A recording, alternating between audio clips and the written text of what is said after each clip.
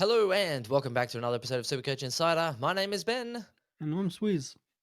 and thank you for joining us for the Spicy Flu Special, also known as the I Got Rona. Swizz, thank you for joining us. Before we move on, SC Insider 100, you can find us on Facebook, Twitter, and Twitch. Also, find us on all the audio platforms as well, so Spotify, SoundCloud, Stitcher, you name it.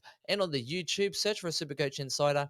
Keep those likes, those follows coming along as well. We've pumping it. We're like now 1.13 thousand, I think it is. So we're killing it on that. We're now making money off those videos as well, everyone. So sorry for the ads, but help us by helping you. And it is what it is. Speaking as well, also shout out as well by our sponsor, Earn You. So please go to earnu.io. You can get some free crypto. Basically, there's a whole bunch going on. I'm just going to do a little video on it shortly as well. SC Insider 100 is the promo code. So you can get yourself a free 100-point bet. Anything that you win actually gets converted into crypto, and there's some big stuff happening in that space as well. The BetU metaverse. So there's going to be a casino, an actual live play with those NFTs or whatever. I'm just trying to read up about NFTs. Apparently that's a real thing, so I'm not really big like knowledgeable on that. But hey, stay tuned. I'll do another video on that shortly as well. Swizz, thanks for joining us, mate. For once, I actually sound like the most manly person in our crew. Mate, you sound pretty good. Mate, haven't we moved up in the world? We've got bloody YouTube videos going. We've got fucking crypto coin and that. It looks like you've got clothes on, so we're not going to OnlyFans, but I guess that's the next No, thing not after quite. this. Although I am in my bedroom, so I did consider. I was like, "Hey," it's like, "Hey, I'm ready, guys." I was like, "Hey, let me just go get some clothes." So I've done it the old newsreader shirt on and undies below. So You'll have to speak you up. can. I'm wearing a towel.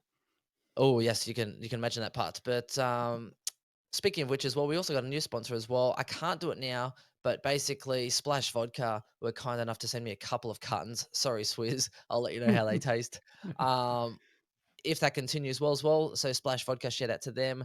Send us a couple of cartons, boys. So I'm really excited, and I'm going to give that a taste as well. I believe they're sugar free, so that really does fit in with my macros. Really keen to give it a try, but unfortunately, at the moment, the missus accepted the delivery yesterday. I'm trying to stay away from baby, so they haven't been put in the fridge yet. I will crack them out soon, but she's on the liquor control, which kind of sucks because I know I'm not going to get really any beers delivered to my front doorstep or the door until probably the weekend. So at the moment, it's just hiding a little bit of scotch in the room at the moment. So cheers and Generally sucks, mate. Swizz. It sucks. I was unwell the week before, not with corona, but you can't go out when you're feeling crook anymore. Like the moment you do one little cough, the whole world turns and looks at you like, "Why the hell are you out? You got corona? You're giving me corona?" So it's just that's not going away anytime soon. So unfortunately, yeah, you've got to Mate, isolate, and I'm on it's just holidays. I'm on there's nothing holidays. I worse. am on paid leave, and then I get corona. If I got corona like during the term, then I get paid. Well, not paid, but I could Mate, take you sick leave teachers get plenty of holidays. to get a I, week off, I mate. And I was like, can't. I so now can't. if I get to, like the only plus side is I get to keep my sick leave in case baby gets unwell. First week of the holidays, bang, literally. I don't know if it was the pub that I went to, but even then, I went from like sitting in the corner of the pub, not many people around, and I went literally wore my N95 to the game, into the stadium, took it off when I sat down, so there's literally only a few people around me, and then wore my mask again out of the stadium. And then 2 days later, bang, COVID. So Mate, you guys eating those toads up there in Queensland and that, yeah, and mate, I get real chesty too. Anytime I get sick, it's like I need, like if I had bronchitis, I get real chesty. So this, it's not really a surprise because I figure if I did get it, I'd be quite chesty, which is why I sound so manly. Except when I cough and can't sleep, mate, I reckon I go about 6 hours. But hey, PS5 games, I'm so keen to watch all the games this week. I might just if follow me on Twitter, SC Insider 100, just look for us because I'm going to be tweeting the shit out of everything. I swear to God. Yesterday I was like, hey, I'll do my draft tips post. Just commenting on everything on YouTube, just checking everything. So look, hit us up, shout us out, ask some questions if you want as well. I've got nothing but time. yeah. Speaking of Come, yeah, time, mate, I Swizz. was the same. Buddy, I was WrestleMania and that. I ended up having the bloody new wrestling game as well on the PS5. So I've been up since 4 a.m., like 4 Ooh, a.m. the last 2 nights, playing that, watching all that, binging that sort of shit.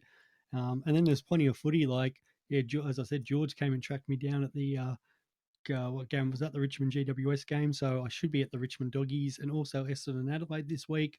There's always a sneaky chance I get a third game in. So yeah, if you're going to one of the love games, it. send me a tweet and you want to catch up. Or if if you're ever around the London Tavern, come and give us a, have a. I'm happy to have a beer. Well, not a beer, but a bourbon or something like that. But yeah, I'm always floating around the footy world, so always happy to talk footy, mate. Yeah, it's the same here, and can't wait to get out, mate. To be honest, but look, it's a lovely time of year. Let's get into it. All right, so basically, there's really what I would only consider like a must-have. There's not many of them. Nick Martin is probably the only must-have that you need to bring in this week if you don't already have him. He's 102,000, break even of negative 124. When we have a look at his scoring, his first round he went really big. He got like 100 and if it'll bring it up, I think it's about 118, wasn't it? 114 in Yeah, round one, that's 71 no, no, round what? two. Yeah, yeah, Yep. So basically, as far as options go, you need to find a way to get him into your side. Now, whether that if you have Owens, right, then maybe do a VC early in the week to see if you need Owens. Um, Otherwise, I suggest probably getting rid of someone like that. For me, it's even I'm considering depending on if Dixon's named. Now, Dixon, it sucks because he probably will make some money, but when you have Darling is in in that side, JJK's in that side. I'm not sure how far Oscar Nallen is coming back. I mean, Williams back into that ruck as well. So it's an interesting one for me where, you've got someone who probably won't get too many more weeks left in Dixon, compared to a Driscoll, who I also have, who's played 2 games as well. But it's like one of those ones where I'm like, or it's Rachele. And I still think Rachele has some, um, good scores in him, right? Now, unfortunately for Swizz, who brought him in last week, you're kind of handcuffed to old mate Rachele. But for those who already started with him, now I'm kind of looking, okay, well, if you're holding, you kind of have to hold for probably at least 5 rounds, right? Because it's 3 rounds until he gets rid of that crappy score out of his cycle. Then you're kind of looking at it going, okay, well, then you need at least a couple more rounds to get that real cash generation. So you're kind of looking at about 5 rounds, which is round 8 or round 9 probably to get rid of him. So it's not that bad. That DPP does help, Rachele get into that midfield sort of mix to allow you to maybe loophole a Rachele and a Horn Francis, because on any week one of them could go really well. Um, so that's what I'm kind of toying up. Is it worth going the Rachele to bank some cash to then move on? Other people also have the big issue of next week, which is probably the other big notable presence that everyone seems to be losing their shit over is Preuss. Now, Preuss isn't on the list just yet. Let me go. If I go to next week, it probably will be. Has to be up there. Yep. So Preuss, break even a negative 26 just from one round. And he scored, I think it was like 109 Swizz. yeah. Um, yeah. So he looked really good as the number one ruck. I thought he was very much a big presence around the ground. And because of all the big ruck dilemmas of what's going on, I see a lot of people getting rid of their primo ruck, bringing in English, and then looking to bring in Preuss next week. Now, I think you're in a similar boat, Swizz. You're thinking something along those lines? Unfortunately, yeah, it's really frustrating because I think Big Brucey's got if Darcy doesn't get up, he's playing against Lloyd Meek. So Big Brucey could be doing wonderful things again this week. And I think then my Darcy gets question up. then, yeah, he should, but I don't put Rumors are anything he is. past what you're Rumors saying. are he's fit. Yeah, Yeah, him and but Mundy are back. yeah, they should be. But man, until those teams come out, I don't guarantee anything, and that especially with Fremantle and West Coast at the moment. But yeah, even so, if Darcy's out, then Bruce probably scoring does come back a bit. If it was to be Meek, well, they could have just been a field day. But the problem is, I think Bruce can still. We talked about it preseason, can still score 80s. And I'm getting absolutely murdered by those people who haven't gone set and forget in the rucks. So, like, I feel really comfortable because I don't like trading in the rucks. But then, if Bruce is going to say go 80 and Grundy's only going to go say 1-5, 110 at best, that's only sort of 25, 30 point gap for 400,000. And the worst thing is everybody else is using that 400,000 to upgrade their team. Be it say, let's say you've got English on your forward line and you don't have the issue where you're going Martin or Rachele or somebody like that on field. It's and that's where like you scored so much better than me this week because yeah, you did have Preuss versus Grundy, which got your score anyway, and then you have English over Martin or Rachele. That's an extra 80, 90 points you have this week. So it's one of That's those even things. more. Just go, It's like yeah, 120 on Rachele and then an yeah, extra 15 or 10 yeah. or yeah, 10 or so. Yeah. Yeah, yeah. So So do I just bite the bullet here and go, okay, that's one week where I've given up, say, 100 points to you, give or take, and just try to make that up over captains and stuff like that over the next couple of weeks again, um, or doing some other sort of decision. But if I don't do it, and I keep next week could be the same, and next week I could fall further behind, especially if say Grundy or Gawn, and if I've got between the two, I'm more on dropping Grundy than I am Gawn. I was saying in my team pod, Gawn hasn't played that well so far, but he's still averaging 99. I think there's a lot of improvement. We know that Jack's an effect, but he's still good enough. He's going to go 115, 120 when he gets his shit together. Grundy's got me a bit more worried, just the way the Pies are playing. Um, Nick Nat again this week. So yeah, Preuss is definitely the one I'm sort of thinking. I think that's where you're talking about Martin. Well, maybe if you've got Rachele, could you get rid of say a Ward, for example, who's got a break even of 9? You'd rather keep someone like that.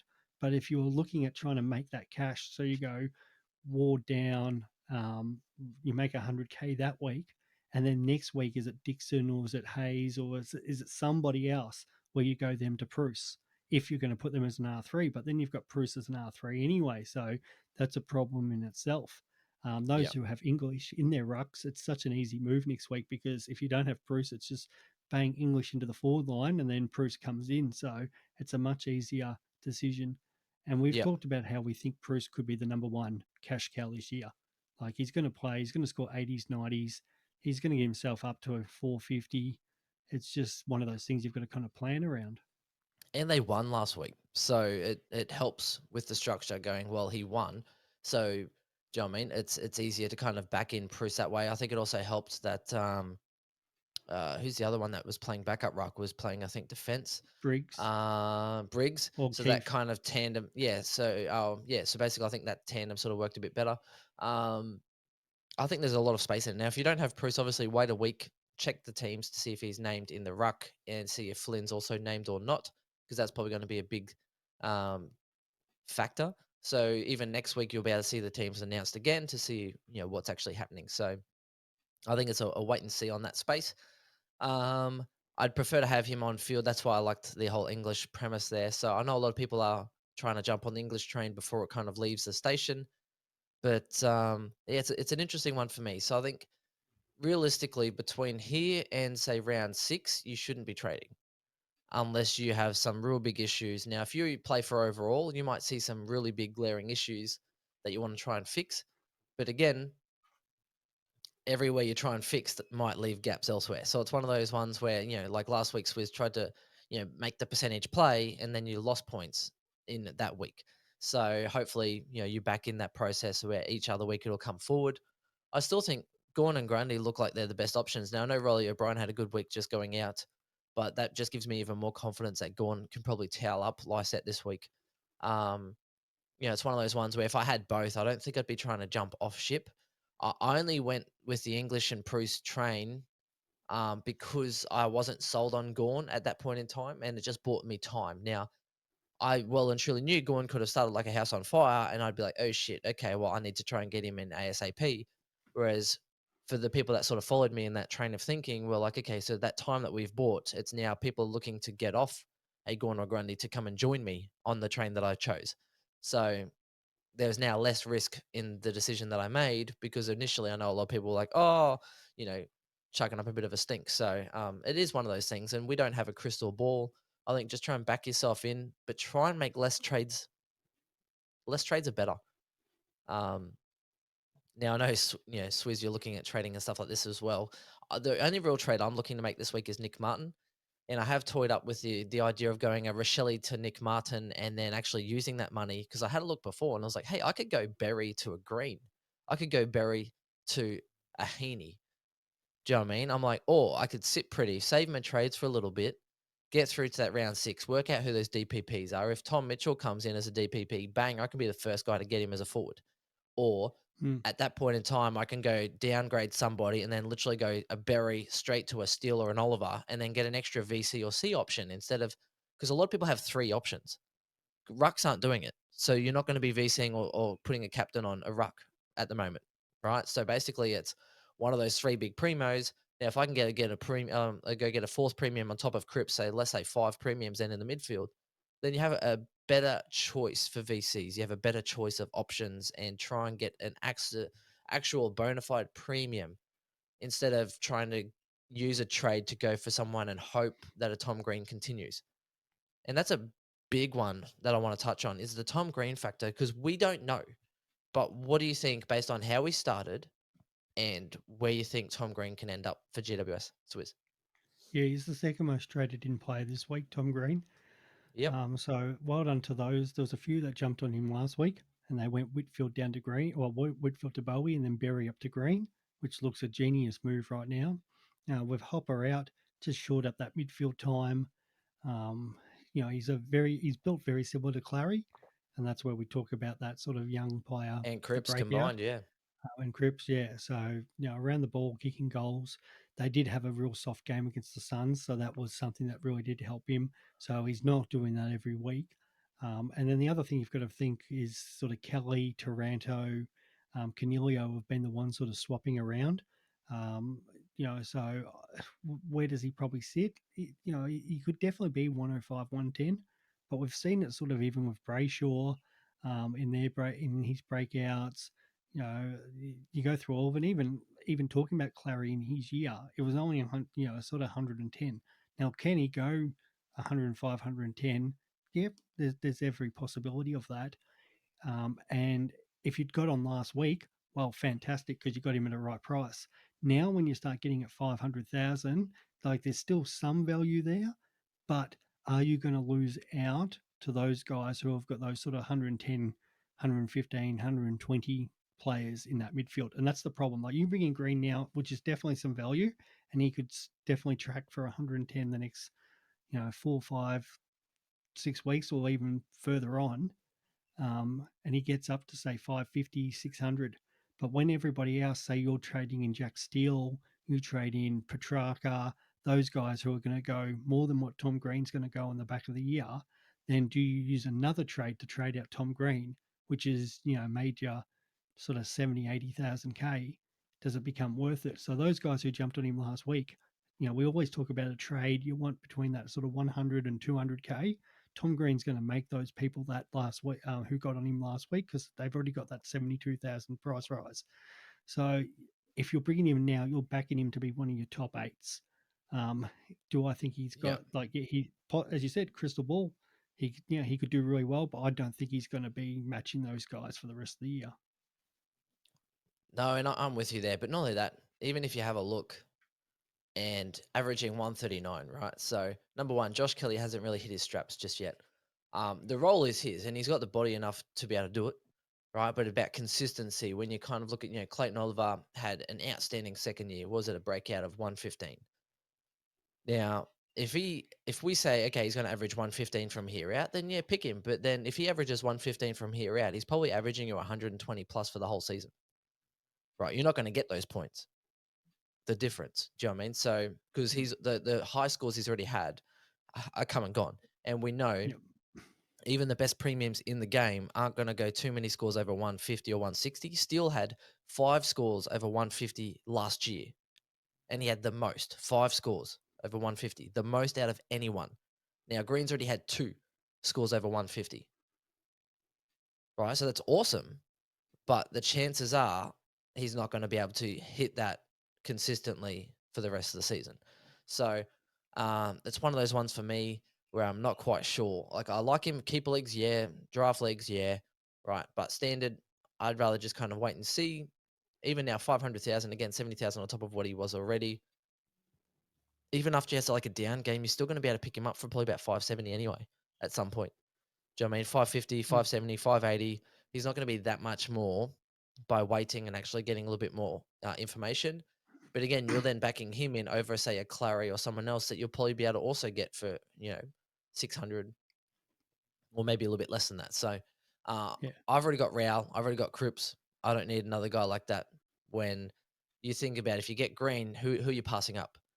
Do you know what I mean? You're passing up. You got Clary, you got Bont, you've got Steele, any of these other midfielders, Titch, obviously, if he came back and came good, Petrarca, you're pretty much passing on some of these guys already. Mm. And it's like it's those risk versus reward. Like those who were willing to take the risk last week, and I saw somebody, I Mm, think it was Grundy to yeah, English. They went Whitfield to Bowey, and they went Berry up to Green. Fantastic trade, and yep. that's really being really aggressive. And some of these people will be aggressive early, set their season up, try to get ahead of the game. Hopefully, it works out for them because they'll lose trade. They won't have as many trades in the run home. And if they, if it didn't come off for them this week, so be it. That's their season and that. But they take these risks to give themselves every shot of being right up there and setting their team up.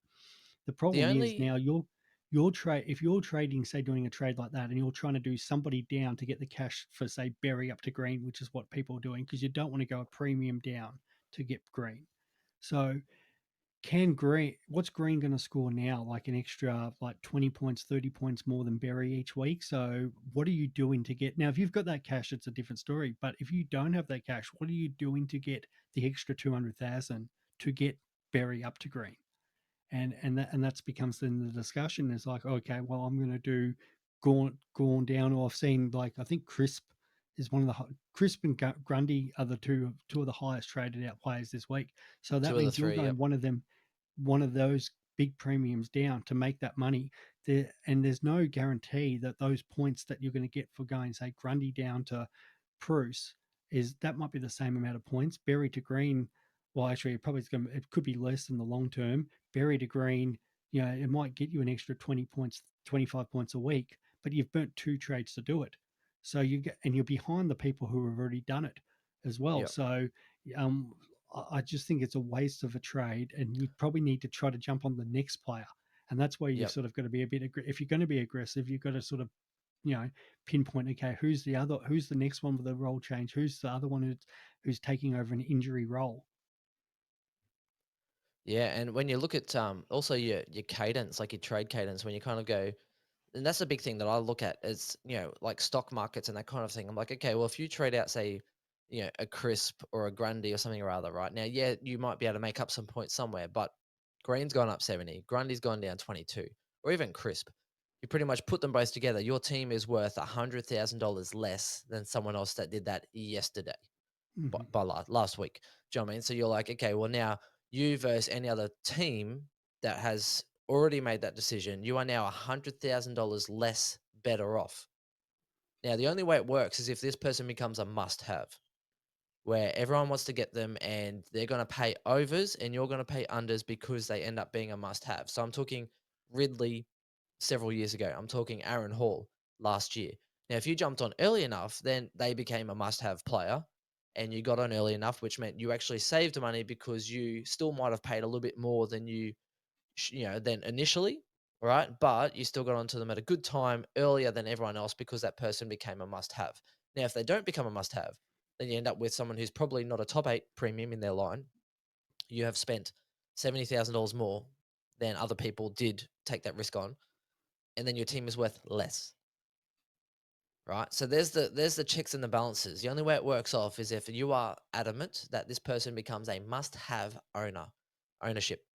That's the only way it works out. So if you think Green's going to kill it and average you 115 for the rest of the year, average 120 total, cool, go for it. Whereas Steele has probably started a bit slower, but I still think Steele's going to average you 120 plus or more for the rest of the year because of his high ceiling. So automatically there's 5 points per game on Steele over 20 rounds that are left or 19 rounds that are left. Do you know what I mean? You kind of go, okay, well, there's 100 and something points there. Yeah, So, and there's always the start of the year, mate, where we see some teams who start off really well. Like we talked about the Crows last year. The Suns usually have a history of doing it. Like the Hawks have started off really well. Then some of those younger guys get tired, and there is a drop off. Travis Boak's a good example of that. Every year he seems to start off really well on fire, and that averages 120, 125 at the start of the season. And then the whips start cracking. It gets to the middle of the year because he's that sort of older guy, and then your Wines and all of them start finding their feet and just start taking over. So there are some of these situations you see early in the season where, say, because Kelly is a more of a slower starter, and they'll play him up forward, let it get in because he's had such that injury history. They let it's a lot. It's a high pace, high intensity game. So some of those players, if they don't work their way into the season, they break down and they get injured. So they can throw young Tom Green in there, young, hungry, wants to go in there. Round 6, 7, he's probably going to burn himself out a little bit. And then Green comes in, then Canelio, Taranto, the bigger body, the more mature players. When it gets to those colder months, and you've got to have those big bodies in the midfield, that's when they start doing their thing. So, Well, what I happens when think the other Green comes back in? Toby Green comes back in. well Taranto that probably and plays that and more that's the midfield. other, and I think that's the problem as well because the Giants are looking at going, well, how does any club solve one of their best players out. And we like you go through each week about how close the AFL system is, and you look like okay, Dusty's missing from Richmond. Everyone's like, oh well, you will rely on him, but the Giants are very much like that. Toby Green is one of the best players in the game, one of the best forwards in the game. How you can't just replace them with a VFL player. So to do that, they've had to move Kelly, they've had to play Taranto, they've had to play some of their best players down there because you can't just bring some VFL player in to replace that. So yeah, they've had to change their structure. Green comes back in, their structure goes back to normal. So yeah, so you probably see Green then. You'll probably spend less time on ground. They'll get Kelly into those CBAs, especially when they need to win those close games. And yeah, and he probably does drop back to say maybe even it's 100 as we get to the middle of the year. No, I agree. That's probably why I'm avoiding that train. So And then let's that's the move on. Let's look same. at Like this. we could have the same discussion about Bray Shaw. Like he's one massive score, the Well, 176, but and playing GWS this week too, he's definitely getting tagged. Like, oh, yes, hands down. It's gonna be literally, it's gonna be cheap Shaw. Like he's gonna be that cheap. He's gonna he's gonna get more tags. Now, last week he got tagged, and it was funny because they actually sent him to the bench, right? Oh And no, let's try sorry. and Oh lose yeah, it. yeah, yeah. I was Let's actually try and talking lose about the the other tag. Brayshaw, We'll but put yeah, a go on. Yeah, oh no, the other Brayshaw. No, he's cooked. Don't even yeah, go there. He went yeah. like That, I 70, was just 70, but then that's 170. fine. Yeah, yeah. I can see why you wanted to talk about the Freo one. Yeah, definitely the I'm tag. talking about the Now, only standard relevant Brayshaw, yeah, but no. yes. Well, I just heard some talk about because of Brayshaw being the hype guy this week because of his 176, and then everyone's like, oh, well, he's going to get defender status and stuff, but but that's He had the like a whole thing. record. It's He had a record for he did marks. marks. It was Uh, the most ridiculous thing because the Bombers don't have actually wingmen. Like I was watching that going, like the Bombers have all these inside midfielders, even though they've had a couple like Merritt being out this week, and like how does Dev Smith fit in? But they've got McGrath and Heppel and Hind, and these guys all come off the half back line. They've actually got no wing. So Langdon and Brayshaw had the biggest field day in the world. So, but yeah, no, you're right in saying about Freo's Brayshaw. And yeah, the Giants will yeah, definitely send two taggers and do the exact same thing this week because it worked last week. So why wouldn't yeah. they Well, they do it had. this I week? think, and they had a player in like Foley go to him. So, and they're like, "Oh, I know how to break a tag." They literally Brayshaw goes off and goes, "Okay, well, when I come back on the field, maybe they know I won't come back on the field." So it's almost like, "Hey, let's change my jersey. Let's put on a fake mustache and let's just go out there. Hi, I'm not Andrew Brayshaw." Um, and even then, he got absolutely dominated to the point after halftime. West Coast are gone. Right. Well, we need to try and win this game, or we're going to have at least a good shake at trying to win this game.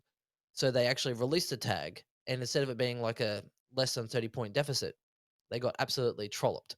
So it was one of those funny ones where, and then all of a sudden the game's out of reach. So it's like, well, what's the point in tagging now? Same as Lockie Neal. Fourth quarter, they're losing by like 80 points or 50 points or whatever it was, and they're like, oh, okay, well, as a tagger, it's like, what's the point in trying to lock down one person when your whole team's getting flogged? Mhm. Do you know what I mean? It's like, what's the point?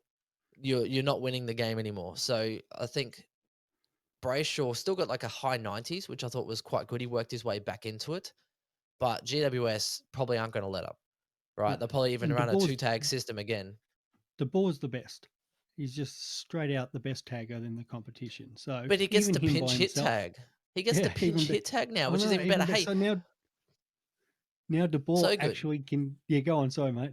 No, I was just going to say, like, hey, Ash, you go and get some early running into him, put some blocks on, put some early work into him. When you get tired, I'll come and pinch hit tag and just make his life even more miserable. Like it's absolutely beautiful. If I didn't own Toog and have the VC on him this week, not like I could use a captain anyway, but it was beautiful.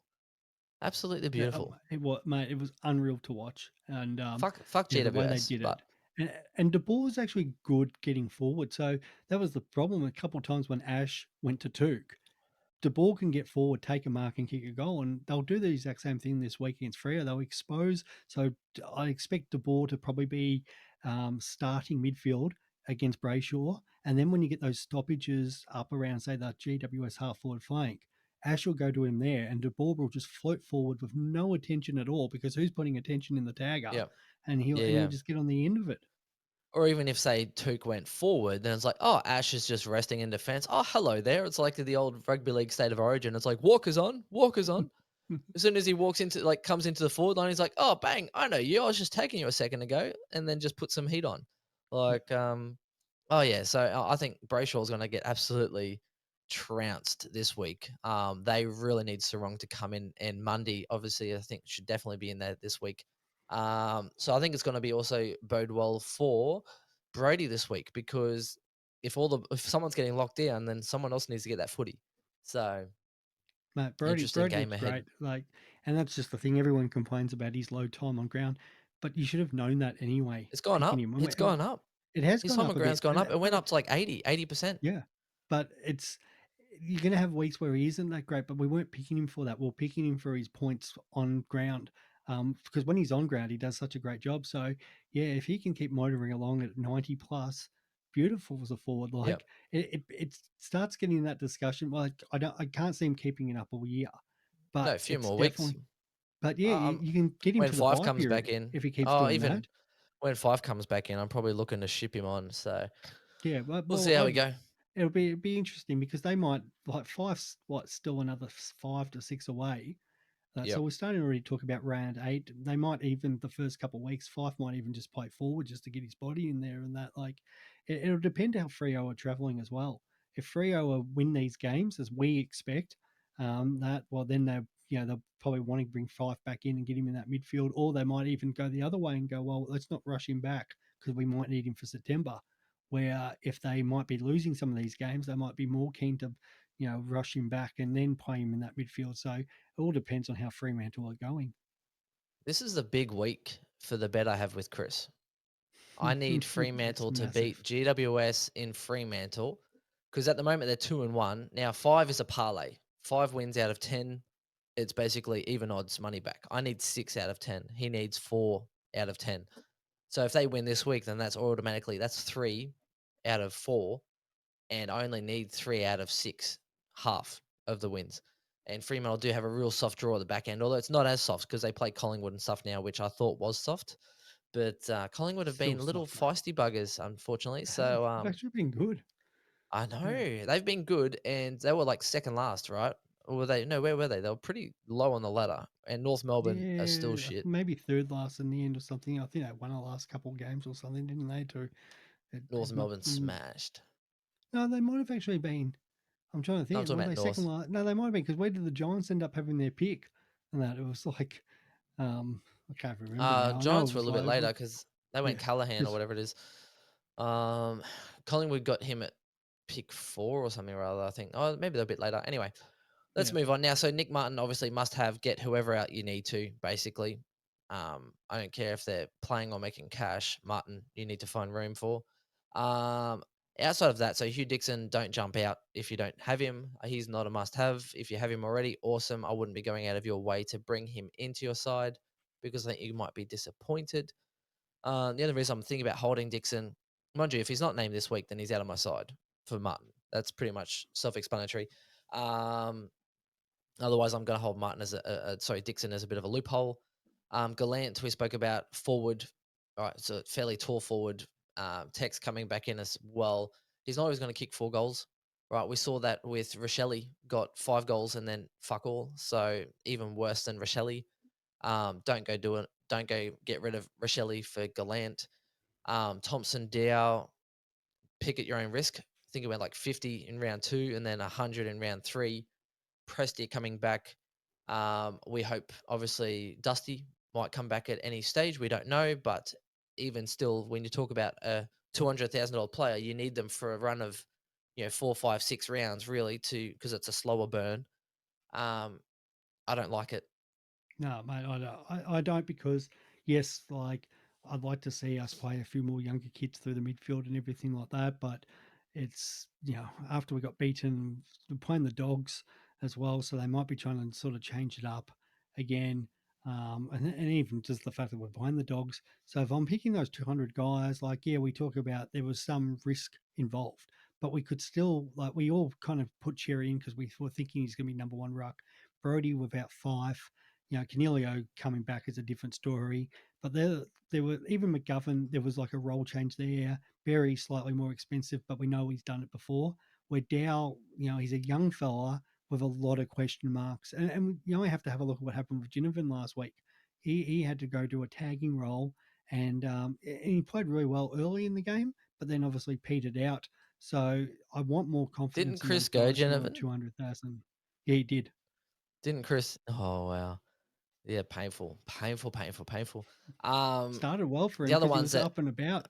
Yeah, and yeah, then because he kicked a and then goal yeah, and after in that, the third yeah. kicked a goal. Yeah, no, painful. The other one, not a must-have. So Skinner not named this week. Rolled his ankle, I think it was last week. 6-day break, not going to get up. I think Cleary's coming back into that side, so it now makes it even more questionable for Skinner because Alir is 1 week closer to coming back, so that makes it a little bit harder. Less weeks for him to generate cash. So if you have him already, I made a little bit of a joke on Twitter saying, "Oh, if you have Skinner, then there's a perfect loophole for this week." Oh, that's right, they play first. No loophole. Um, that's how Talking about shit my Port jokes are. Adelaide, if you Yes. if you didn't jump on Jackson Mead, his break evens -3. It's coming off a Yes. 78, and I think he had He that played well because last week. he played First one really was well. Made a couple little mistakes, but yeah, I know that second game he played was sub affected 18, sub. and his first game was a 52. So that 18, you'd expect him to score way more than that. So at 150,000 as a midfielder, if you want, that's the last chance Yeah. to jump on him. It's a bit more expensive because it's you'd rather At get least these he's got guys that that sort of base. 79 or whatever. But yeah, I don't Yeah, still don't like paying overs for him. Speaking of I sub don't affected scores, either, but if he's probably the one other rookie outside of Martin where you're going, well, he's still got the negative break even. That 18 is going to come out of his score this week, and that, like, if you needed to bring in a rookie for more mm, cash, he's probably the one. But at the same he's time, it's not, you're not confident around it. no, he's probably one of the one port players that could probably hold their head high, I think, from last week. Yeah. Speaking of sub-affected scores, you got Nod. Now, Nathan O'Driscoll is the Nod master. It took me a little while to get what the Nod stood for. Someone asked me on YouTube or something or other saying, "Oh, do you reckon the I Nod did gets see up?" that. And I was like, "Oh, yeah." I was like, "Oh, I don't think he gets the Nod," because I was like, "What the fuck's he talking about?" Um, Mhm. Nathan O'Driscoll, the Nod, had a sub-affected score in the last week. This week, he was actually on track for another real shit score. Got quite a few disposals in the last quarter. Once they started to actually get some momentum on West Coast in that last half, especially that last quarter, kicked a goal to really inflate his score a little bit. End up getting a 49. Now he doesn't scream pick me because he does have that low score. I don't know if he's going to get named with a couple of those ins this week. I think Lucky Tucker's out with concussion, so again, that helps Brody. He might get another game this week, but I think he's also quite vulnerable. If Sarong's back in, if Tucker's in there, Fife coming back soon, O'Driscoll's probably one that makes way, which is why I'm considering going O'Driscoll to Martin. Now, it's one of those ones because he still could make cash, but with that low score in his cycle, he needs to play at least another 2 rounds to kind of actually make some cash and then some. So you're looking at maybe 4 to 5 rounds to really make your cash. Um, and the other one as well, Sam de Koning. Now, obviously got knocked out on a low score, so his break even's not that great either. Projected score, which we don't really pay much consideration to, but it says he's going up 20,000 this week if he gets a 34. I thought he was pretty good last week. In some of the Amy series, I think he looked better in the intra club series there. Now, obviously got knocked out in the first round and he got a 38. He was on 38 like at halftime, or 30 at halftime, was on track for a 60 plus, got knocked out. So he's another one. If you really do need a defender, I could see that, Which but I think realistically, a few people do. That is possibly an easier one if you do have McCartan, because if you there's if you needed to get a rookie in to make cash and you already had Martin, let's just say you're, you know got, I don't know, some sort of injured player, or you want to get somebody up, you're like, no, I want Green, or I want to bring in Steele, or I want to bring in someone like that, and I need to make some money. You could put McCartan up forward, or you can even put SDK up forward. because he's a dual position and you can have loophole them. And yeah, he's a big part of their structure at the moment. Obviously, him out there allows Stewart to do what he does. Yeah, because they do like to free him up as much as possible. So I'm not expecting great scores from him, but I think it's the defensive version of Kaczynski last year, where he's just going to plod along. He's going to get his 40s and 50s, and then one game he's going to go 100, and then he'll get us a bit of cash. But I think it's going to be a real slow burn with SDK. Yeah, no, I agree. So that's why for me, I don't think he's a real must-have. Because at any week, I think Chris highlighted the fact Geelong also have a lot of tools, more than any team. Geelong have a lot of tools. So if he has a bad round or two, then it could be easily that he's out. Um, Blycarves or Blixarves. I should watch that video again on AFL, how to say Hmm. bloody names. At least I've got Bugger Rachele, it. Rachele into the team. But yeah, so for me, SDK, I think if you don't have him already, just leave him aside. Um, they're pretty much the only real must-haves or ones to sort of consider when we sort of look towards next week. Preuss is probably the only other big one there. I think other than that, McInnes played one game, did okay, scored a 61. Keep an eye on that one, really. Outside of that, that's about Yeah, it. So you it's not really, even. between now and round It's six, really you want to sit tight, yeah. really. It's not even about it's probably the good thing in a way because it's stopping us sort of burning trades of those guys. Oh shit, we like most years. Oh, we have to get this guy. We're gonna get that guy. Yeah, and we're always like, oh, we really want these rookies to debut sort of round 6 or something like that. And that's what looks like what we're going to get with the Gold Coast boys. I think it's the Tispus or Yep. however I've butchered that name, and Yeah, and Elijah West Coast Hollands. have a Hollands is meant to be close to starting to do well in the seconds. Also, I'm trying to think of that West Coast guy that was really hot preseason before he got injured. I think he's about 2 to 3 away, which is perfect timing. Yeah, we all had him in Clark.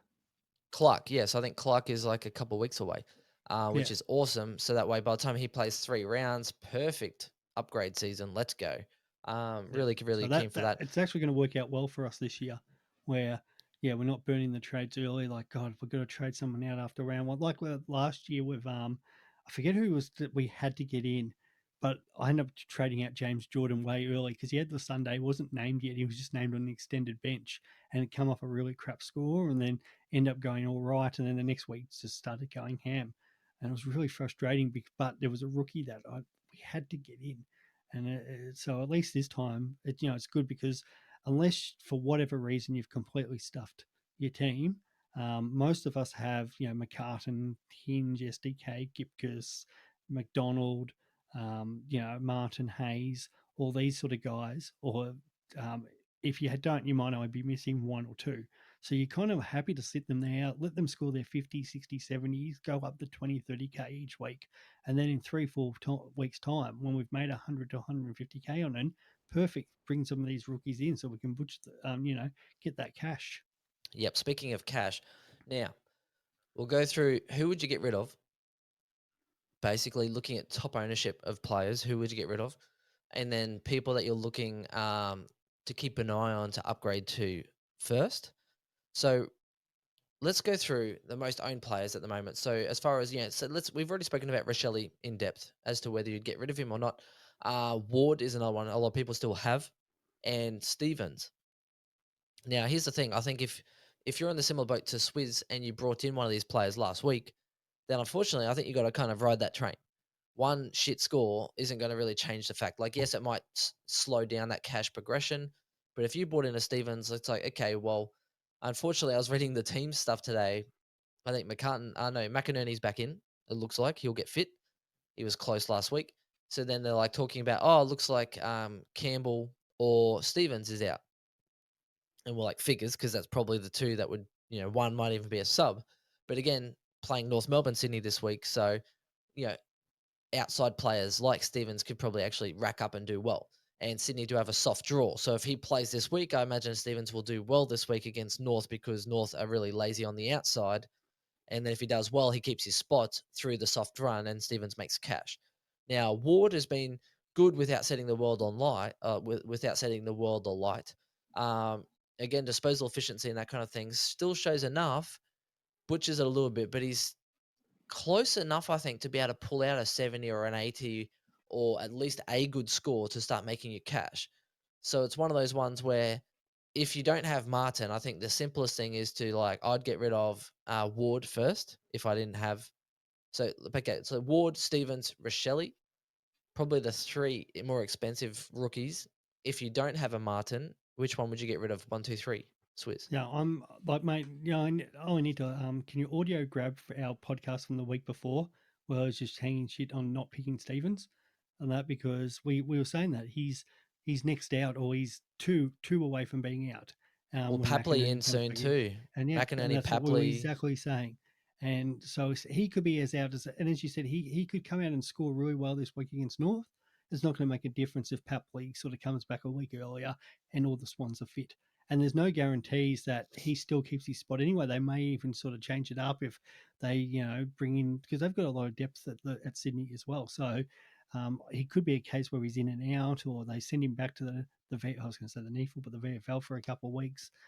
So I actually like Ward better. Ward got it 20 times. He's getting the ball. That is definitely not his problem. He got caught by Harry Mackay at one point, just sort of was taking a little bit time going through his process before he kicked the ball and Mackay got him. He'll learn from that. And I think Sam Mitchell's going to keep letting him get the opportunity because, yeah, he had some really good plays. I think he still kicked a goal on the weekend. He did. No, he didn't this week. So he's had 20 and the four I think marks he and that. missed So, one.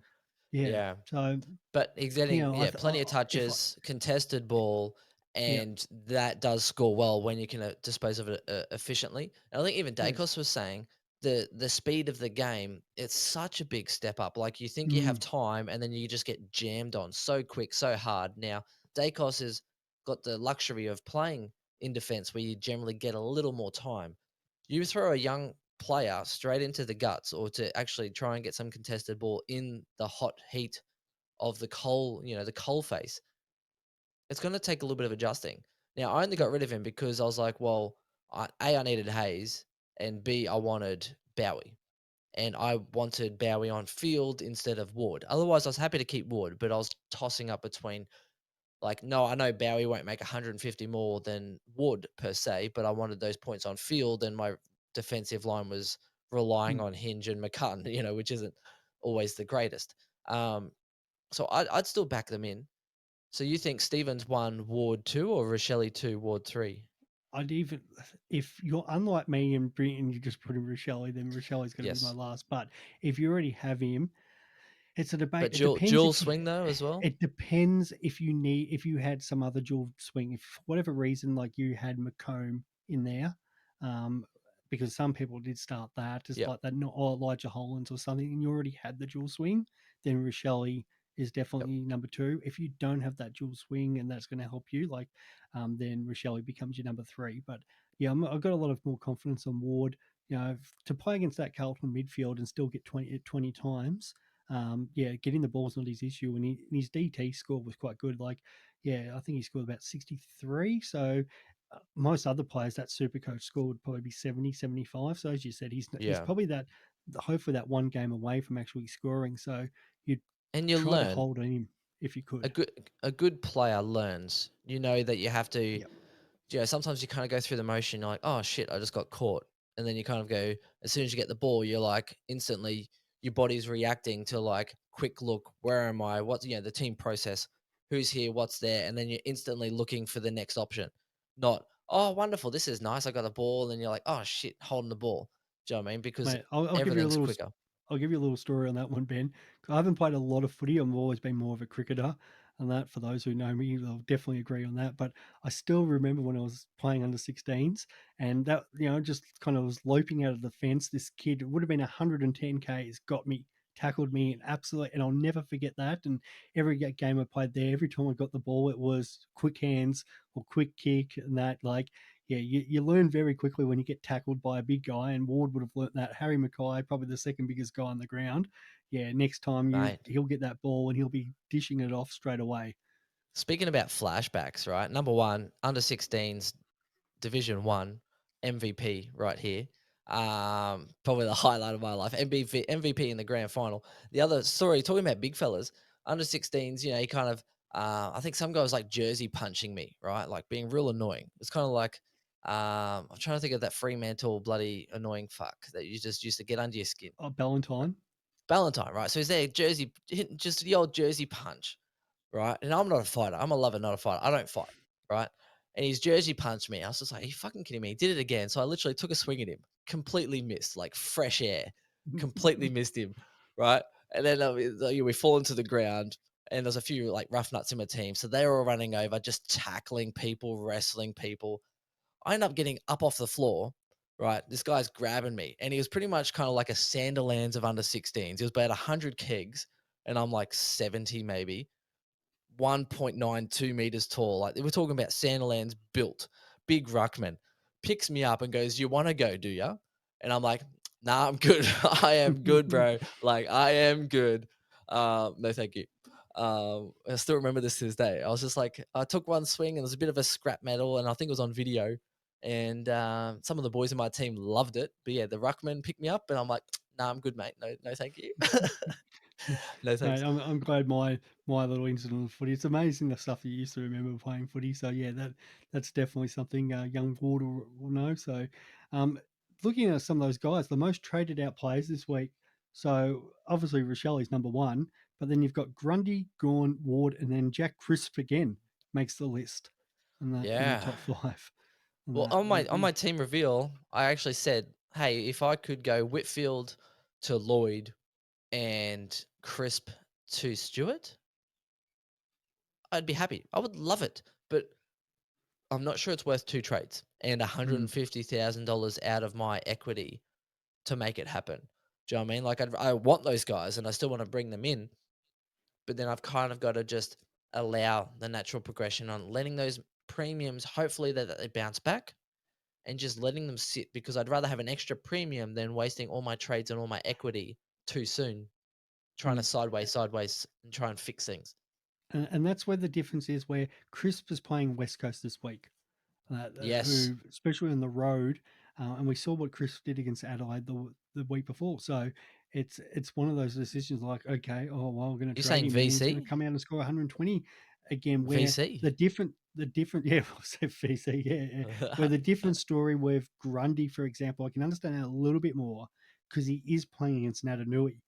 So the rucks are a bit of a different story because it's a one-on-one more battle where those calf backs against weaker teams, yeah, why would you want to trade him out this week? And that, like, I can get it, understand because people are like, oh my God, it's 85, but still 85. Like, some of these primos aren't scoring that great. Like, if you're going to trade someone every time a primo has a bad score, then you're going to be out of trades very quickly this year. Five players that you don't have in your side, premiums that you are desperately trying to upgrade and get to as soon as it's trade season. Yeah. Do you want me to? Do you want me to start, or are you good? You Because I go, can. mate. I You got. start, definitely. Yeah. I've got a couple in. Um. Right. So Clayton Oliver, Steele, that's two. Grundy, that's three. Lloyd, that's four. And is there another midfield I'm missing? No, probably not. I'd probably say maybe even Stewart or Hall, depending on how they kind of look. But that's probably my five. Like Steele, Oliver, I'm really keen to get in, which is why I'm thinking even if I do trade, to get in Martin, then I'm trying to get rid of some of these guys round, trade aggressively between round 6 to round 9. Um, Lloyd, I think, will drop a little bit of cash, but I'm really keen to get him in, or Stewart, or Hall. Probably, I think, all those three. Actually, no, I've only got room for two, don't I? Fuck. Mm, Um, fuck Aaron Hall then. mm, um, mm, oh mm, shit, mm, don't make me laugh. mm, um, yes. Oliver, Steele, and Max Gorn, because I don't have them. I'm waiting for that price to drop out, and I'm really keen to get on those extra VC, high scoring premiums that I want in my side. Um, Defense, I'm not as fussed about just yet, especially if Dacos gets defender status, then he can go back there and solidifies quite a lot for until around the buy series for me, and then upgrade those other players. But Steele, Clary, Gorn, some extra VCs, especially if you only got 3 or 4 deep in that midfield. Go hard, try and get these other premiums in that you need as some of your early upgrades, or if there's a better price point coming up. like, and you'll know when they hit a low price point where you're like, fuck, I got to get on this guy now. And Swizz, I think Chris was talking about last year. Who was it? Was it Steele or Clary? He's like, oh no, Clary. He's like, oh, I've got to get Clary. I've got to get Clary. I think they're playing Adelaide. He's like, fuck, I probably should get Clary. Oh, 200. Fuck, I'm priced out. Yep. So Yep. you know when it's time. What do you reckon? Yep. Exactly. My number one, it's actually a bit of a different one. In defense, if he gets the dual position, is Pendles. And the way there, Oh, as I said, very left field there is my number one, but God, he looks good. And if any, how good, I don't know if you saw the game, but how good was the kick that he made? I can't remember if it was the third, I think it might have been the third quarter. And there would have been probably 3 or 4 players in the game that would have made the kick that he did inside 50. Like there was probably 4 or 5 targets that he had, and he found somebody 40 meters, like it was like a 90-degree angle, and just in that much space. Like the guy is just brilliant. So if he's getting yeah. dual position, I want him in my team at that price, which I think he's 500 at the moment. So I've got him ahead of Lloyd as my other defender. He's the naturally I would like Lloyd, and that Ahead kind of of finishes off. Lloyd. Yeah, I think because Wow. of the price difference. What's Lloyd 580? Pendle's Yeah, 500. Lloyd's gone like low 100 twice. Lloyd Yeah, will go 550 I or think under. Pendles goes low hundreds as a defender. Pendlebury goes Fuck. 100. I'll take Lloyd over Pendles anytime you want it. Yeah, but Anytime I'm you saying want it. Lloyd would score more, but at the price point. But it's not much that Nah. they're not. It'll be Lloyd's not scoring 50K or that much less. more than Pendles. 50K or less. Nah, not yet. He just had Still not COVID. going Give the to. guy a Still break. not going to score that much more than Pendles anyway. He's maybe 5 points a game. I want, Yeah. but I'd pay 50K Pendles at more that for 5 points price. a game. I want Nah. Pendles at that price before he jumps up too much. So I have him ahead of Lloyd. You know why he's a good For price the point? price. If they're the same price, I take Lloyd before Pendles. Well, look, if you were still captain, then yeah, maybe. But he plays for a shit club in a shit position. Yeah, mate. Kidding. Still. So Kidding. yeah, Pendle's him. Pendle's Lloydie, Oliver and Steele. Naturally, I wouldn't mind Tracker. I think, Yes. yeah, Yep. if he gets a couple more, one more low game would be perfect, and then jump on. I probably have Tracker ahead of Clary, and that at the moment too, just because he's got that I chance think. of getting Yeah, that I low think score, Clary's more and consistent though. he is more consistent. It's for leagues. Those kind of high guys are good because even if your team's not quite as good as another team, they can really swing it in your favor. Overall, though, Mm. I think consistency kind But of pays. I'm taking value, and I'm thinking Yeah. Tracker is going to get a lot more cheaper than what Oliver is. Oh yeah, yeah, yeah. I'm, Yeah, I'm looking at this year particularly. I think, and that's what I kind of went in at the start of the year. Value, right? That's yeah, why I went Cripps. That's why I went Hewitt because mm, I'm hoping they'll go up in value, right? But if they get COVID or something else, then I can trade them at more than I paid for them, yeah, and there's the value, right? And if mm, they do well, which they have done, like English, I thought it would buy me time, but I didn't think English was going to kind of drop value, right? So it's one of those ones where if you pay a mozza, and you have to pay some for your VCs and Cs, but don't pay an absolute mozza because you might end up having to trade them anyway. If they get yeah, COVID, exactly. and we've seen already, they could be a close contact out for a week. Fremantle coach has been out for 2. Mundy's been out for 2. Robbie Gray's not. He's basically, I think, gets cleared Thursday morning, and they're like, he's not playing Thursday night. So a COVID could actually mean 2 weeks out. Mm, It's one of those ones, and then all of a sudden you're literally trying to bank on a Ward or a Stevens or a Rachele, and you might get kissed on the dick, or they might score you a 30, 50, 40, 50, 60, maybe if you're lucky, and you're losing 60 points per week, and there's 120 points already. yeah. So I that's why probably I'm should also put keen on saving trades. my fifth would be Grundy if I end up going Grundy to English, because I probably want Grundy back, and that's the thing that wants to stop me from doing it. But like English, the data's there now that he's going to be top six forward, and that he's got that sole ruck by himself. He looks so good there, and that's where your ruck setup looks so good.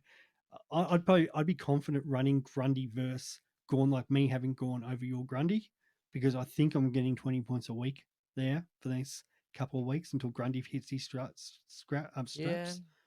So yeah, I'm at least, but I don't want to lose out to you with the English Preuss battle. I think that's a bit of a worry for me at the moment, where especially Preuss and his cash, I just can't get away. If I've got Preuss on the side, I don't want him just sitting on the bench. Like, why do I want 80 to 100 points sitting on my bench every week? No, it's got to be if you have that English, like what I've got, Preuss in the ruck, English up forward, and that way those other forwards can be kind of sitting on the bench earning you cash. Mm. Um, it's an interesting one. So speaking of, um, I've been lucky this year going on my strategy, and we knew Fucking that kiss we on the dick, no, mate. no, but no, but okay. So, but again, you hear me like I'm talking about luck because you kind of look at well, people talking about oh the 5 extra trains don't mean anything. I'm like, well, they kind of do. And I went in with that strategy and it's kind of worked out. But you don't hear me because I know things can change. Any second, things can Mm. change, right? So I'm not gloating. I'm not giving everyone a hard time. Like I know Chris had a really good week and he kind of gave us a bit of shit, but He us giving fucking each other did. shit's kind of yeah, but us giving each other shit's kind of But the, that's the what we nature do. of it. Exactly. But I'm not going to shit on people online just because I'm ranked 338 right now, right? I'm not going to give Mm. people shit because I know there's literally a fine line. It's very finite between success and shit. And it's a couple of choices, a couple of premiums, a mid price that you might have picked or a rookie that you might have missed, and everything's so close. And the trading game is literally what's going to drag that field closer together. So for me, right, when you kind of look at these strategies and your Englishes and the rest of it, so you see people trying to trade out Butters this week, right? 1,500 people trying to trade out Butters. Why? Butters copped a knock. They tried to preserve him. They played him more forward, got less midfield time. Swizz jumping in. Go Swizz. Fuck Oh no, Butters. Is that mate, what I you're wasn't saying? jumping. I was just showing you my Butters Show the shirt. shirt. And that Right. for those who are just listening and can't see it, yeah, I've got a brand new Butters shirt with him. He's saying "Oh hamburgers," and I dead set that's what I yelled out when I saw Pal Pepper run Oh, into Butters. That it was an I injury. know, Like the right? guy's playing midfield. Now, Like, why would you with trade him? with these extra trades and COVID kind of running rampant, right? Now, I think I don't know about you, but Queensland government, if you get COVID or if you're a close contact within 13 weeks, you're not actually a close contact because you've already had it within 13 weeks. Now, in AFL season, though, we thought like, oh yeah, maybe you'll be better protected. But if you wait a few months, then all of a sudden you're like, people that might have had it last year, you'll be a close contact again, and you might actually get this new variant again. So for me, I'm not trading premiums unless you really need to fix an issue in your side. So with your Crisp, your Butters, your Whitfield. Now I know there's an appeal to try and trade to someone doing better. Right now, I'd rather trade a premium to a better premium in my mind if they actually went out with COVID instead of me just fixing it for a fixing sake. Now, Whitfield, I think he'll bounce back. He did kind of this week. He's not going to get much cheaper anyway. Butters is already cheap. Do you know what I mean? So he's not going to get much cheaper anyway. So I don't know why you're trading them out. Crisp, I can understand because he was quite expensive and he's underperforming. If you think someone else is a must have and you've already got 4 premium defenders like I do, then it means missing out on a Hall, a Lloyd, a Pendles, a Stewart. So then I'm like, okay, well, maybe if he's not going to be top 6 to 10, then maybe that's someone you can get rid of. But I'd rather save those trades. And that way, if someone actually is out from COVID, I can go, all right, well, I wasn't really liking him anyway, but this is the person I want, and now's the time to jump because they're out. Mm. And using that out as a strategy to actually improve your side instead of improving it. And then you might get unlucky with them having COVID and being out for 2 weeks, and then you have to trade them out anyway. Yeah, You know, and that's what do you why reckon, Swizz? no, Final I agree. thoughts? Like Whitfield, because I was going off what I kind of saw the week before with the injury, but this week you've got a little bit more data. He actually looked all right, but they did smash the Suns. The Grundy decision or Gawn decision is like I can live with that one because we're talking about Preuss, who's probably going to be one of the best cash cows, maybe outside of Martin, who looks like he's going to make a lot of cash, but you've got a guy who's 200,000. He's now in the side. They won with him. You get another week to look at him anyway if you don't have him. But if he was to go 100 again, well, you've got a guy that's definitely going to get up to 450. He's making you 250K there. You're getting points on field. And it's the fact of you're trading somebody down from 600,000 down to 200,000. You're making 400,000, which you can fix your team by taking one of those rookies off and putting that extra forward.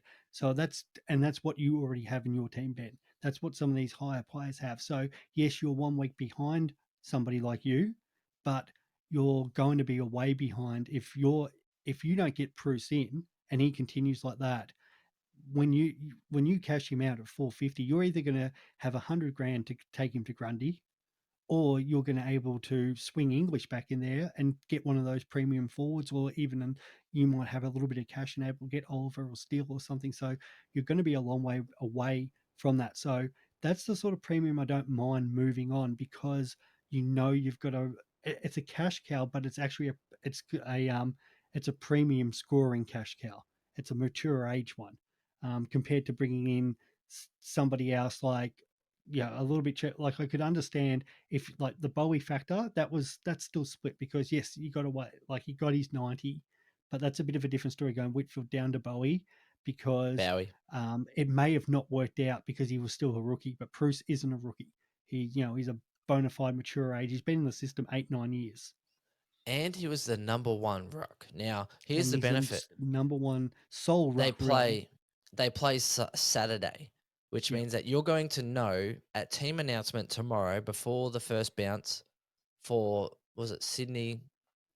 I know, Port Adelaide and Melbourne. Melbourne. So you're going to know before that game as to what's actually happening. So you will Mm. have an actual idea as to, okay, well, Preuss is number one ruck, Flynn's emergency, and then you're like, awesome, Grundy or Gawn or whoever to English if you want it. And then that way you get another week to watch Preuss, make sure he's named for ruck again the following week, um, and then make that decision. And you're not losing anything out by still having English there as your R2, because you can still bring him down forward at some point, and it's shown enough that English Even is going to be in a one top week, six forward. So even in 1 week's you time, yeah. yeah. So you're trading, you are trading premium for premium, but you're fixing your side at the same time. So Ah, because if you don't get English this week because of that 99. So he only went up 40K this week. But if he was to go Monster Richmond, which he has in the past and very most likely could Monster Richmond this week, and let's just say he goes 130, 140, well, you're done. You're not getting English in. And that he's just going to be way out of your price range. yeah, I think you're right. It's either now or not until buys if you want Yeah. English. And by the buys, you could have a You're lot not going more. to And want him anyway. the benefit is that there's also only 15% on English before this week. Um, I thought it would be higher. I think when I Mm, got him, when I started him, I think it was about 8%. After round one, I think a few people made some tweaks. And then by the end of round three, 15%. Now you look at a whole bunch of other things, people really, I think they're kind of like, oh, but Rucks have a bad first week. And then they watch 2 weeks and like, oh shit, um, what am I going to do? And now it's like, oh shit again, Grundy, who we thought was doing well, had a 120, a 19, 10, whatever, low 100, and now a 90 something. They're like, oh shit, what do I do? And English has just gone bang, bang, bang. Uh, but again, English isn't that much of a different ruckman to Grundy and mm, Gawn.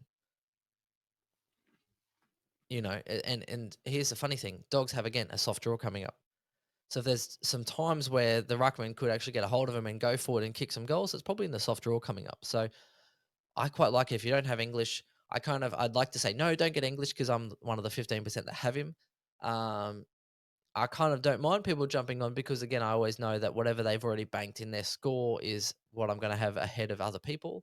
yep. Um, I like him, and it's one of those ones where you kind of the more you see it, you're like, okay, well, as a forward, and that's the big selling point. As a forward, a guy that is already been spoken about being the number one ruck, even if Martin does come in at some point to give him a chop out, it's not going to affect his average that much because he could always go a 90 anyway with Steph there. But we know already they're preferring English as their number one, saying that they think he's ready and they're impressed with what he's doing and they're giving him a chop out. So unless a team's really going to be rocking up with a strong two ruck and they need that win, and they'll probably just push Steph saying, "Mate, we need you to play more time on ground this week and smash yourself because you're going to get rested next week." Mm. Basically, otherwise his time on ground will be low. English will still chip away. Their draw anyway up until around like round 10 is so soft that even if English by some miracle happens to play forward, I still think he kicks goals and still gets tap time while Steph's on the bench. So I think it's still win-win. If you don't have English, now is probably the time. I think now is when their draw gets soft. Sorry, Swizz, for No, Richmond. that's it. No, the flip side, but say for trading Grundy, is last year he went 76 against Geelong. He always struggles against Stanley. Um, even Stanley's he didn't play. deceptive. So yeah, he is. He's a good defensive ruckman, and that's kind of how we go.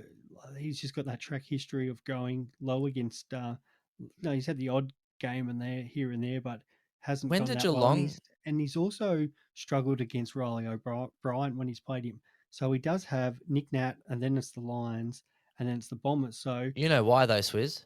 yeah. Whenever he plays Adelaide, you feel like he gets robbed. That's terrible. And I love sorry, that. while I'm on the pun And train, when's Geelong playing Richmond? Because I would love to see Stanley and Ibkus play on the same fucking field. I think it's later in the year, thank God, because they'd freaking flog us right now. Um, West Coast was, last year against West Coast, he went 134. Then he plays the Lions, he went 162. And then he plays the Bombers, and he went 153. So he's these next three opponents, and then I think he's got the Suns after that.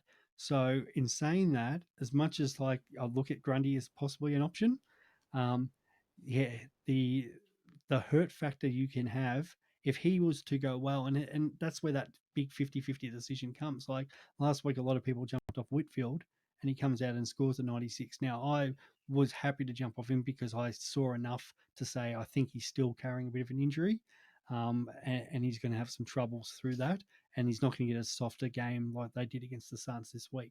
But it's buyer beware, as you said. Dry you or seller beware on this one. If you trade your premiums, that can really come back to hurt you. Yeah, I found that out last year, which is why I felt like GWS had a few more tricks up their sleeve. And if I traded Whitfield, I'd probably get absolutely laughed at by Grimo. Um, Josh Kelly, everyone, last year. How well did he go after I got rid of him? So, again, role change. That's why I'm kind of looking at, um, I guess, Tom Mitchell playing forward. You know, Hawks are competitive. They've won a couple. They nearly won that game as well. But when it gets down to the crunch time, do you know what I mean? I think Titch is probably one that might go back into that guts. So I'm trying to have a look at the moment as far as, the DPP conversation. Now I don't know who did up. Do you know who did up this the photo I Swiss actually as don't far know. as That yeah, yeah, I so someone's been tracking different sort of scenarios. So Bray Shaw, yeah, defender, but shit Bray Shaw, Melbourne. McDonald defender. McDonald gets forward status. That makes sense because he's been, trying to have an impact forward of goal. Hoff as a defender, doesn't matter. He's not really relevant. Dacos as a defender and 73% defense. Now, you can't have three positions. So Dacos is already mid. Do you know what I mean? You need defense to be higher than forwards. You can't get three positions. Cherry, 67% ruck, so that's kind of something we knew. Butters will get DPP. Heaney will get DPP, but interestingly enough, only 38% midfield time, so 61% forward. So that kind of goes into the fact where Heaney wasn't playing pure midfield that we spoke about. Pendlebury's 60% defender, so that's what we spoke about. Still getting 40% mid, so that's where the scoring is still buffed because of that 40% mid can still mean that he can still score some good numbers, and it really helps supplement that. Parker's an interesting one. Currently 35% forward, right now. Probably helps with Papley not there. McDonald didn't do well, so out you get. Papley kicked some goals going forward quite a lot. 35% is the threshold. Now, it's not going to say that he's going to be 35% the whole year, but I'm kind of looking, and Tom Mitchell as well. Bailey Smith is also in that 36% category. So they're close. Now, if the next 3 rounds Parker goes and plays more midfield, well, that's you shit out of luck, right? And then at round 12, you're kind of upgrading anyway. If by some chance he gets forward status by then, sure, Parker finishes strong normally. So I'm kind of looking and I'm holding off. That's why I'm probably not going to bring in Heaney this week, just because Parker Smith might get forward status. Pendles looks like he's definitely going to get that one there. Lipinski as well is currently on the borderline of 35% as well. So it's one of those ones where I'm like, well, even Lipinski could go 100 as a forward. Do you know what I mean? So if you've already got three forwards and Cornelio maybe even as your fourth, who looks like a keeper, it makes it hard. Now, Horn Francis, it doesn't look like he's going to get DPP because he's now 32% forward. So if you're holding on for Horn Francis to get a forward status, it looks less likely. Now, number one, LDU knocked out. They kind of needed someone. I thought he was very impressive. Not super clean, but contested ball to get it to the outside. I thought he was very impressive. He was at a lot of CBAs that I could see. Gave away a 50-meter penalty, which kind of killed him a little bit. Gave away a free kick, but got some in return, so that kind of balanced out. But in the contest at CBAs, I thought Horn Francis actually held himself very well. And I think that they should kind of continue with him there a little bit. Um, Good for his scoring. I think he probably goes around that 70 odd mark, Swizz. I don't know about you, but unless Horn Francis comes out and plays a lot more forward in the next few weeks, he might actually not get forward status.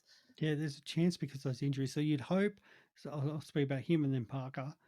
So you really hope that LDU comes back this week or next week, and then that'll push Horn Francis. And you probably because of that, it's not going to take a lot of percentage to change it. So if Horn Francis could have 50% forward the next couple of weeks, then yeah, he's going to get enough to change that percentage and get there. But it all depends if North were to have any more injuries because he's the next. It's shown he's the next in, and then Parker. Yeah, you really hope with Papley not coming back until round 7 is the hope. If it's earlier, then Parker's not going to get that status. If he doesn't come back to round 7, then If Parker's a big Parker's chance. forward status, I am going on him after round Oh, 6. absolutely. I He'd be the swear to first God. I traded in that week for Oh, sure. it'd be like Christmas came early. I'd be like, fuck Yeah, Heaney. Who's this Heaney guy? Parker. yeah, 100%. exactly. Yeah. Parker's not So going below 100. no, no, Like, absolutely. Because you know he's oh, going to play midfield. The Swans are going to be contesting for finals. It's just a oh. no-brainer that one. So And even if that Titch is forward, if Titch somehow gets forward, I don't know how, but if Titch somehow no, gets forward, I don't care about his 80s. I will take those low scores and I'll be like, thank you very that, much, sir. In my forward line. Get the fuck out. and that's what we talked about Kelly, and that's what we talk about. The possibility with Green being out for Toby Green being out for the Giants. When you get these long-term injuries early in the season or suspensions and stuff like that, it opens up a possibility that one of these premium forwards goes forward for a while.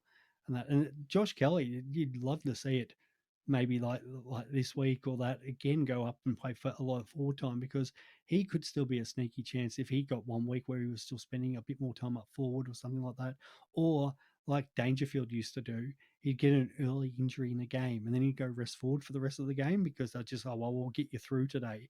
So we really want one of those premiums to get just a little niggle and that, just nothing major, and then they go play forward for the one for that game, and then that boost their percentage because all of a sudden that game they get 80% forward time and it skews Yeah. their percentage in a good favourability. Yeah, and Sydney, no. Last year they kind of started strong and then the youth of their team kind of started to suffer from consistency, right? So it's like, okay, well, sure, Warner, get your ass in there. Rowbottom, get your ass in there. Golden, get your ass in there. Do some early hard yard yakka. Put your body on the line. Get that ball, right? Do us well. Do your team well. Papley comes back in, and then McInerney comes in, so that kind of shores up a defensive spot. Lloyd might even get up on the wing, and then all of a sudden, like Parker can then get his ass back into that midfield. And by that point, DPP, Kelly last year, forward. Mm. After that, midfield. Killed it in the midfield. Now, if we had that DPP last year, literally, you'd be like, after round 6, you'd be like, Josh Kelly forward. Fuck yeah. Bang. Lock him in. This year, 100%. So I'm actually, that's why I'm kind of not wanting to sell myself on too many forwards or defenders. If I'm going to upgrade, I'd be probably trying to do it now in one of those other positions. If you have more than sort of 3 or 4 forwards, don't go any further because one of those two things might happen. You need room. You honestly need room this year more than previous years. Otherwise, Heaney in my side 100%. And I still like Heaney. I think he's going to have down games. But if Parker's there, fuck yeah, I'm taking Parker. Hands down, without a doubt, I would take it. Better ceiling, better consistency, better midfielder, and can still go forward and hit the goals. Parker goes 100 plus, easy. Heaney, Mm. from here on out, maybe 100 or lower for Heaney. I Yeah. don't know. Final thoughts, Yeah. with Yeah, no, mate, I agree completely with that, and that's why I think with last week I kind of made that decision of not going Heaney. I was looking at it and going, well, I think Hall's still going to be one of the top defenders. So if I'm bringing in a forward or a defender, I want a premium, like a guy that I'm banking on to be top 3 in that position. Where the midfielders, they're going to lose more people out of picking up dual position. So, but you still know Oliver and Steele and Trucker and all those guys are going to be your top guys. So yeah, you don't try to go too crazy with it. You don't want too many rookies on field, but at the same time, yeah, you want to leave a gap. So I've got 4 defenders in the if you include Hewitt as my D4, and up the forward line, it's just sort of still Dunkley and What do you Butters, and mean then I'd if?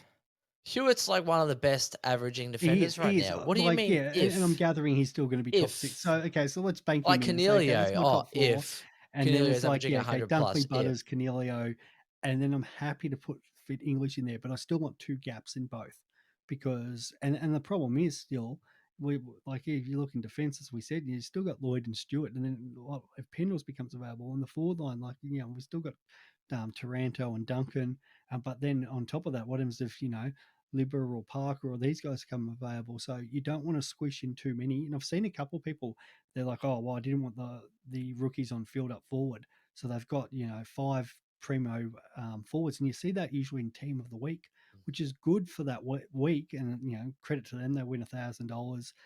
That there's no knocking that, but long term, yeah, you want to bring in those premium midfielders early and get those guys happen because you're going to pick up guys on the way with this new dual position rule, which has sort of changed how we think about Supercoach now. yeah, no, I agree wholeheartedly. Um, yeah, keep some ream, everyone, Yeah, 100%. Now, I think the people that are probably real concerned right now are the ones having forward rookies on field, and those that kind of started thin in the midfield and had a Ward or a Stevens as their M8. They're the 2 areas that I would probably say are vulnerable. Now, vulnerability, we mean on any given week, you might do well or you might do shit. They're the 2 areas that I'd probably look at solidifying some kind of strategy, whether that's bring in a premium mid early or bring in a premium forward early, especially when you hit that round sort of 6 mark. Shore it up, fix whatever line you really need to try and get that flimsy rookie, the one that might go you 81 week, 40 or 50 the next. Fix that. If you had Ward on field, fix that. If you had, if you're relying on a loophole, and it's hard because rookie roulette between Hayes and Martin and Dixon, etc. Fix that, right? yeah, and that's Get where some better. Yep. and that's where we were talking English Preuss for either Gordon Grundy, where I'm not knocking that because if you have English, who let's just say is going to go say 100, which is like what you have. Preuss is going to go, but say between 80 and 100, and he could very much go 100. That's 200 points each week you got there on field. So you need, if you've got one of these rookies and you have someone as bad as say Rachele went last week, you might have somebody go 40. You're now relying on Gawn or Grundy to go 160 to just get the same amount of points. Where the other two, it's just you've got confidence in what they're scoring. So somebody like you that started, or friggin' Abdul of the Richmond Forum, who's let me know many times about starting Hey, Wits hey, and Preuss Abdul and all had those McDonald, fuckeries. so fuck Oh, Abdul. yeah. Well, McDonald brought him he got back his to earth. just fucking desserts for that, Yeah, Mister Abdul. So, um, yeah. Playing deep but defender.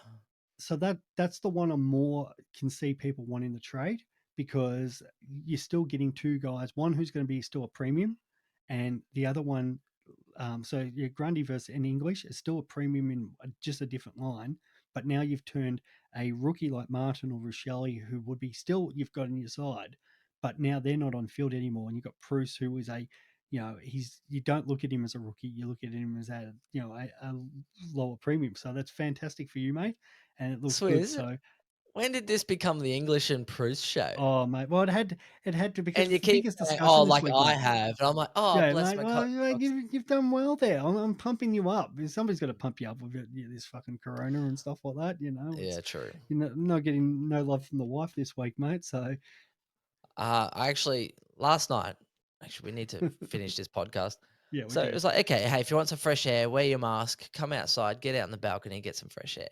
I was like, well, if I'm going to walk through the kitchen and go into, to the balcony area, I was like, so I put some gloves on. I had a mask on. I was like, no one's fucking here. Baby's asleep. I can spray some bloody Glen 20 shit on the handles. I was like, fucking grab some scotch. Walk downstairs, grabbed all my podcasting shit, grab some more scotch, come upstairs, and then she's like, "Did you go downstairs?" I was like, "Yeah, to the office." And she cracked the shits, and I was just like, I want my stuff. Anyway, Oh, mate, that's unlucky.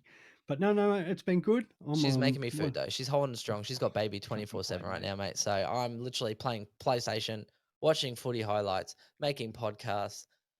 coughing my fucking lungs up, and that's about it, mate. I'm literally stuck in. Look at my new studio, guys. Check out Twitter. Look at Twitter. I took a little photo Yeah, actually, it's really good. I did at see the end of that. my bed. Yeah, at the Yep, end of my bed, I got the TV.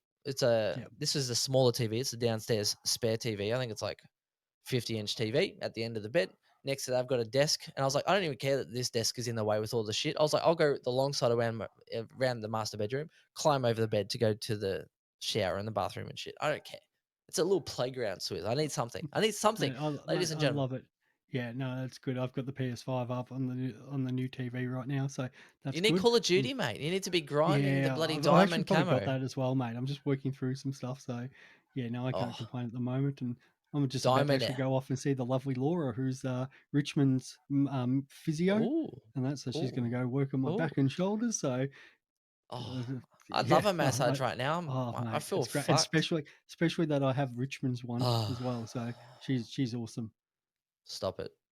Stop it, stop it, stop it, stop it. Mate, I Anyway, get a that's it. massage and I get to talk footy, like, what, and I get to talk footy about my own team. What's more Hey, than ask to about love? Gibcus. Ask about I'll ask Gibcus and see if he I'll has a ask her spine about to Gibcus. hold. Yeah, Say, hey, I'll ask her about does it. Gibcus looks like he's got a pretty strong back? Does he have the spine to hold up Richmond for all of 2022? There's your question. Okay, I'll ask her it. Anyway, No, that's that's it. all That's good, about mate. 5 minutes of shit talking at the end there. So, like me, I've probably dozed off. I'll see you later, everyone. See you, Benny. Thanks, mate. Thanks, Susie. Bye, bye.